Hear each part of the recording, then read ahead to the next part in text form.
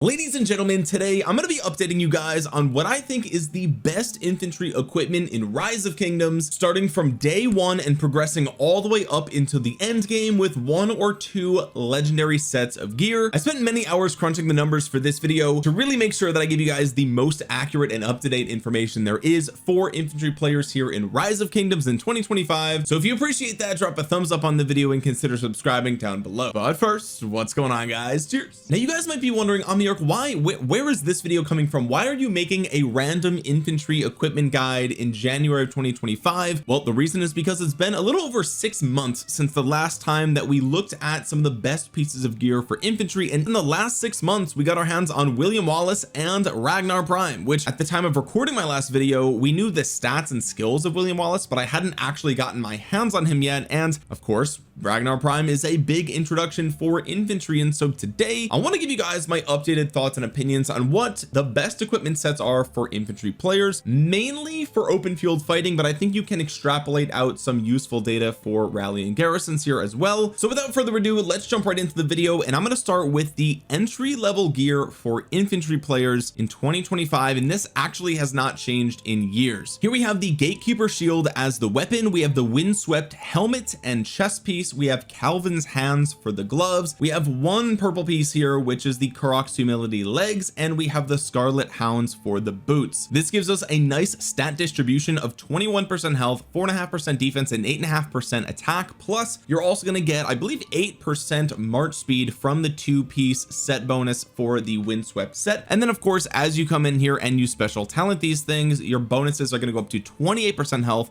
6% defense, and 11.5% attack, which is beautiful. And as you guys know, infantry getting bonus march speed here is really important, especially in the early game with a lot of the slower commanders there. And of course, as you guys know, historically health has been the hardest stat to obtain for any given commander, and therefore it is typically the stat that you have the least of, and so it is the most valuable point for point, which is why we have optimized for that with the Karuak's humility here and the Gatekeeper shield and the Scarlet Hounds. All three of those pieces are great for that. Moving forward, we're going to be replacing the gloves and the boots, both with purple pieces. This is a really nice micro optimization here. You lose the health on the boots, but you gain the defense here on the gloves, plus it's just more stats because they are purple pieces. And remember that when you do have enough blueprints for these purple pieces, you can dismantle the blue pieces, get those materials back, and then use those materials for the new purple pieces. But just make sure that you have enough materials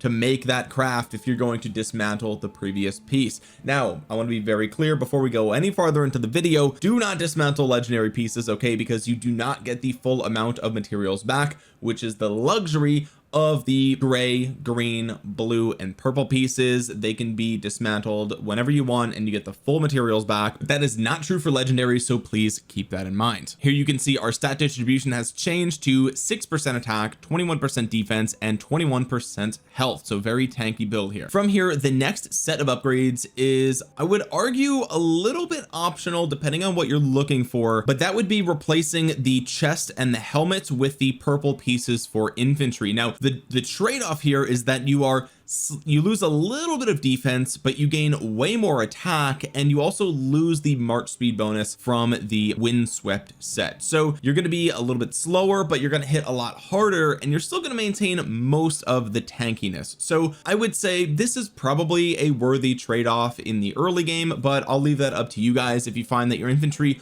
are already too slow, then maybe you can just continue using the windswept pieces until we actually move on to legendary pieces. Now this is pretty much where the early game stops, in my opinion. If you want, you can get the Sakura Fubuki. That might be relevant depending on future commanders if they have way more health, but really I would say you don't need the Sakura Fubuki, to be honest with you guys. The Gatekeeper shield is just fine where it is. It's kind of like a side upgrade, like you lose the tankiness but you hit a lot harder, so I mean, it's apples and oranges. The blue shield is just so cheap, you might as well keep it. With that being said though, now we're going to start to look at legendary pieces, which I would argue this is when you first step into like the mid game, right? This is where you're looking looking at some legendary stuff, this is some big upgrades, because legendary sets, like I said, legendary pieces, you don't want to dismantle these. So every legendary piece that you craft is a commitment to that piece, and changing your course down the line is very expensive. I personally have simply never done it. I've just decided I'm never going to dismantle legendary pieces, even if I have a slightly suboptimal build.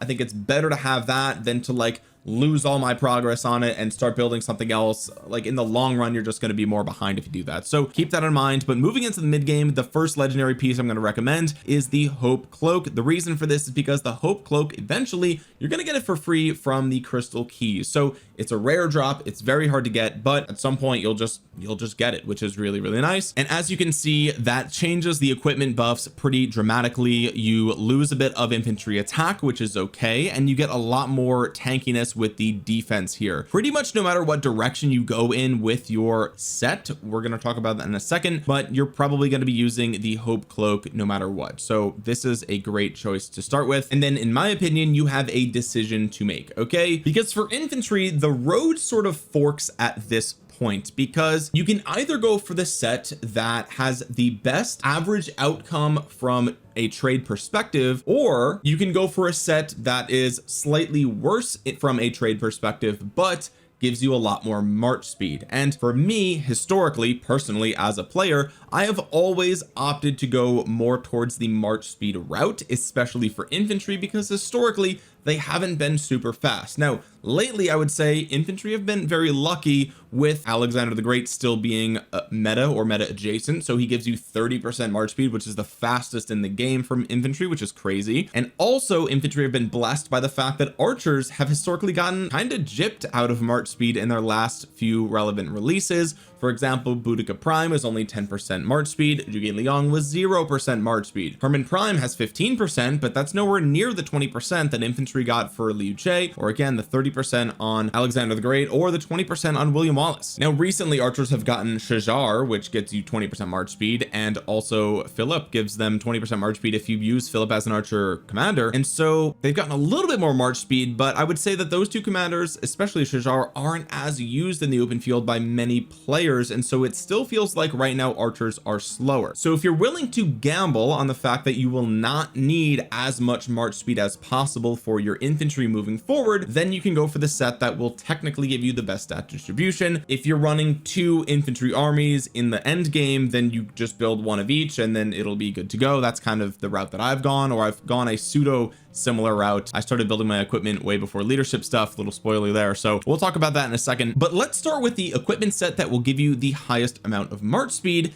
and that's going to be the 4-piece Eternal Empire set. Now you're going to accomplish this by getting the Eternal Empire helmet, gloves, boots, and weapon. Okay, I would argue the helmet and the weapon would be the first upgrades that I would make, because they are upgrades. The helmet especially is an upgrade, so definitely go that route. The boots and gloves are kind of like side upgrades until you get into the late game, where you start to add iconic tiers to them. Especially the boots, they're going to be very important, because the boots iconic tier 4 and 5 have march speed, so you want to focus on that as soon as you can. But the reason that we go for the 4-piece set here is because you get a 10% boost to march speed for infantry, which again is historically very, very valuable. Now the reason that I tend to like march speed for open field for infantry, because 1, they're very slow, and 2, as I've mentioned in previous and recent videos, the meta seems to be shifting more and more towards the hit and run meta, which we've seen with commanders like Liu Che and Alexander the Great. You never want to be out of position, so the more march speed you have, the more beneficial that it will be for you, either to get out of a dangerous situation or to chase down an enemy into their territory, or to punish them for going too deep into yours. That's why I personally love march speed on every troop type, but especially on infantry and archers. So that's why this is the first set that I went with, and I would recommend for most players. From here I would start to work on accessories, the best of which are going to be ancient stratagems, which gives you a little bit extra troop capacity, which means you're going to hit a little bit harder, and the silent trial, which is very powerful for a rage reduction effect for the enemy. Honestly, this might be a little bit controversial, but you can use the Karuak's humility for a very long time here. I mean, whether you're going to switch this to the Eternal Knight or the leadership legs, it's really a side upgrade until you get pretty deep into the iconic upgrades. The benefit of the Eternal Knight is that you can get it for free, which is really cool. Leadership legs give you health, which is nice because it's universal, so it works for any troop type. You can move it around to different commanders if you need to in like a pinch, for example, or like city defense. This is historically the set that I have built, but we'll talk a little bit more about leadership stuff in just a second, so bear with me. But either way, I would say you could honestly probably start looking at different accessories here as well for your infantry at this point. I know this seems a little bit early to be looking at legendary accessories because there's still a purple piece here, but that really just goes to show how good that purple piece is for your legs. You really don't have like a super powerful upgrade waiting for you when you upgrade that, whereas with the accessories here, I think you might notice that difference a little bit more. And then eventually you will replace the legs with Eternal Knight. Eternal Knight, again, a little bit more free to play friendly, and from here you're going to start to work on, or along the way you're going to be working on your iconic upgrades. Iconic crystals are most important for the legs, boots, and accessories because they give you health based stats, which is incredible. Then you can work on the iconic crystals for the top 4 pieces here. I tend to focus more on the defense pieces, so that's going to be the helmet and the chest piece, but eventually you will have all of these iconic upgrades available to you, which is nice. Once you go past iconic 1, the 2 places you want to focus first are going to be your boots for the extra march speed and the weapon for just the extra damage. The hope cloak doesn't have to go past iconic 3 unless you're swarming down rallies and garrisons, which means you're free to focus on the iconic upgrades for the helmet,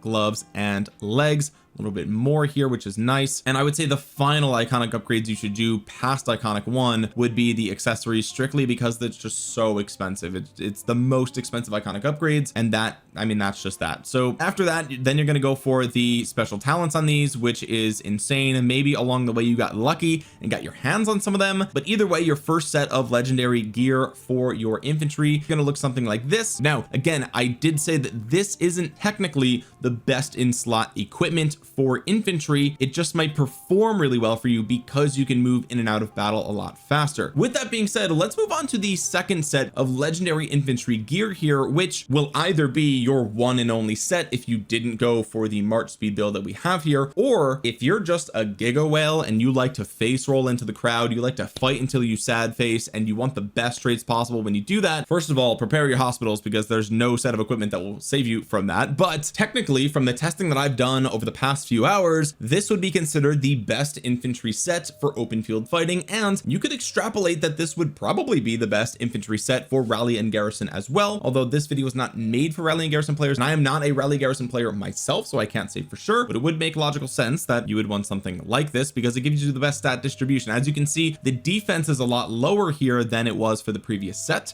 but you trade that off for an extra 18.5% infantry health. So what trade-offs did we make here? Well, we have the KVK weapon and the KVK helmet, which are a lot easier to get now than they ever have been before, because you can get more than one of them in every single KVK that you participate in, assuming that you do really well. Maybe you only get one, maybe you can get two, it's up to you. Hopefully you guys win your upcoming KVKs, but this is going to give you a ton of defense from the helmet and a ton of attack from the hammer of sun and moon. Then you can see that we still rock the hope cloak, but we have the gold key gloves here because they technically give you like an extra 0.5% of infantry defense compared to the set piece. And as you'll see, there's no point in really running the set piece because we're not running any other of the infantry set here, so you can't even get the set bonus. So you might as well just go for the extra 0.5% defense and use the gold key gloves. Now if you only have the set piece gloves crafted and you do that, it's not going to be the end of the world. You'll be just fine if you have something like this, but just keep in mind, technically speaking, that extra 0.5% defense is a little bit better here for the gloves. And then as you can see, we have the leadership legs and boots, both special talented. Now you do have to talent these for infantry, keep in mind. So if you've been working on boots or legs for archers, then you're going to have a second set of boots and legs for leadership, so you're going to be probably competing with your archer set if you're doing that, so just keep that in mind. It's another reason why I typically tell players to go down the march speed route for open field fighting, because then you free up all of your leadership blueprints for your archers, which, as we stated earlier, desperately need all the march speed they can get, which comes from the leadership legs. Okay, so you get archer march speed from leadership legs, which is why I like it to go to them. But if you've got plenty of blueprints to go around, you could do both. Of course, it's really up to you and how lucky you are and how many you can get your hands on realistically. But the reason that I'm saying that this is the best in slot technically, even though it's a little bit slower, is because I actually spent many hours today running tests through the rock battle calculator to figure out which would give us the best trade ratio, all things created equal. Okay, so as you can see here, we have 6 different sets that I tested for you guys. In yellow, we have what was originally, like back in the day, the technical best in slot option, which would be the 2 kvk pieces, the set piece boots and gloves, and the hope cloak with the eternal night legs. That was and still is an incredibly good set, right? And if you've gone all in on that, you're fine. But if you're building from scratch today, I would point you more towards what we just talked about here, which is the 2 kvk pieces, the crystal key gloves, and hope cloak chest with leadership legs and boots. And then of course at the bottom here, unfortunately, is the 4-piece set plus the 2 crystal key pieces, the hope cloak and the legs, eternal night. Of course, you can get eternal night for free also through the Lost Canyon shop as well, so keep that in mind too. So while this does perform from a trade perspective, it performs 2.29% worse than the original standard best in slot. So that's how you can look at this change meter, by the way. Okay, in yellow is baseline, all right, and it's ranked 4th here. So the baseline, I use this as baseline because this was originally the best in slot. Okay, so there are ways to make slight improvements here. This 6-piece set was surprisingly strong. I think it's just because it hits a lot harder with the attack, but it is still technically worse, so I wouldn't go that route, honestly. Then we actually have the leadership chest and legs instead of the leadership boots and legs. The reason I did this is because I wanted to see what it would be like if you minimize the defense loss for a smaller health gain, and unfortunately it performed slightly better than baseline, but it wasn't anything crazy, although you do get 2% march speed for infantry with that leadership chest, so something there. But I would say like these 3 are like within margin of error, right? Like it's like barely anything. Another option that some players have been talking about is just keeping the 1 kvk piece in the helmet and then using the set piece weapon and gloves with the hope cloak and the leadership legs and boots. That performed slightly better than baseline as well, but it did not outperform what we've already talked about in this video, which is why that is what I recommended to you guys as the technical best in slot. Now, the way that I tested this was using the rock battle sim. I used William Wallace Liu Che versus William Wallace Liu Che, and the enemy had a supporting two calves, 1 infantry and 1 archer march of just generic units that are basically standing by hitting my William Wallace Liu Che, just doing normal attacks basically, but also being present to be hit by the AoE from Liu Che. So it's a little bit more accurate than just doing 1v1 tests. 1v1 doesn't account for all the extra damage that you're going to be doing with Liu Che from that AoE. Now it's also worth noting that I ran all of these 5 times each because it takes a very long amount of time to crunch all these numbers and do all the math and put it in the spreadsheet and all that stuff. So really you'd have to run these like hundreds or thousands of times to get like the best actual answer. And then I ran this all again with another set of commanders. I did Ragnar CPO versus the same setup as before. All of this was done with France as a civilization, by the way. I also tested with Ottoman, got similar results, but I didn't go all the way because again, this took so long. But as you can see here, much bigger swing on the downside, but pretty similar on the upside, right? So the baseline was again the 2 kvk pieces, 2 set pieces, and 2 crystal key pieces. So if you already had that and you were running that, again, this is margin of error, right? Like this upgrade is almost negligible. It's not worth even thinking about if you haven't built it already. But I was surprised to see the 4-piece set with 2-piece crystal keys be so low here in terms of percent change. Like the trade ratio is much lower here, stemming from slightly more sev wounds taken and a lot less sev wounds